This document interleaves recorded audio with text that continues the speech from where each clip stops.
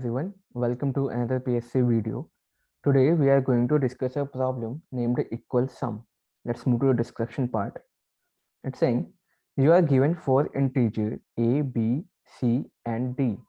If the sum of any two integers is equal to the sum of other two elements, then print yes, otherwise print no. So I think the question is self-explanatory. The input we have a, b, c and d, like here 1, 8, 4 and 11, and output will be like yes if we have a pair of a pair of integers where sum is equal to the sum of other pair of integers, like here 8 plus 4 is equals to 11 plus 1, which is 12. Okay, similarly it is written here also 1 plus 11 equals to 12, which is equals to 8 plus 4 12. Okay, then yes. And now from here also, in this case, no pair have sum equals to other two sum of other two integers. Okay, so that's why printed no. So let's add the givens first.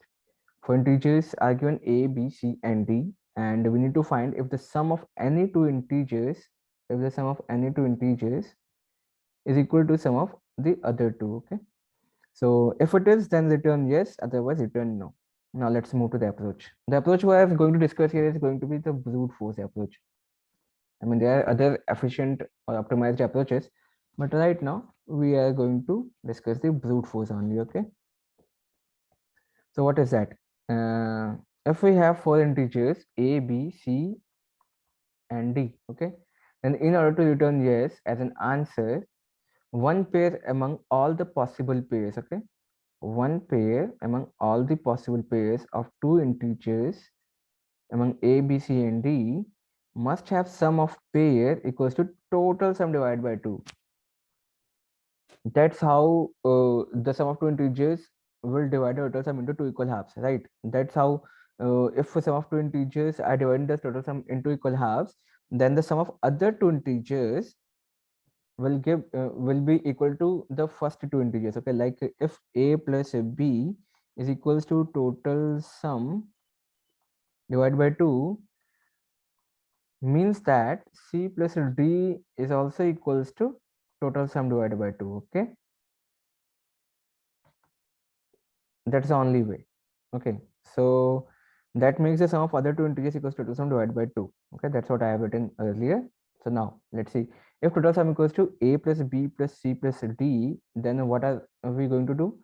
We need to check the sum of all possible pairs, because we don't know which two elements are going to give that kind of sum. Okay, so we are going to check all the possible pairs. Here it can be done because we have only four integers. Okay, so out of four integers, the number of pairs having two integers only are going to be equal to 6 only. Okay, I will show you. That is, among a, b, c and d, if what are the pairs possible? AB, AC, AD, BC. So if BD, C and D. So if sum of any of these pairs na is equals to total sum divided by 2, then we are going to return yes. Otherwise, what will return? Return no. That's all. That's all the logic. Okay. So let's move to pseudo code. Here's my functional prototype.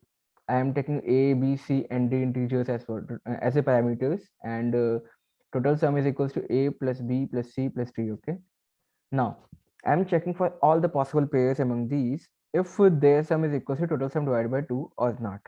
If it is happening, then we're returning yes, yes, yes. So we had three total pairs, such pairs. Okay, sorry, six total such pairs, not three.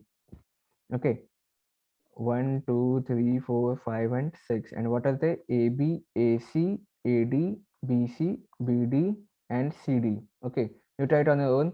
If you find any more pair, then let me know. So there are possible 6 pairs here, and if we don't get any yes, I mean if we don't get there's sum equals to this total sum divided by 2, then in the else we fall in the else part, and there we are returning no. Okay, so that's all for this brute force approach for this problem. I hope you understood it well. Thank you, and we will meet you. Sorry, We'll meet you in the next session.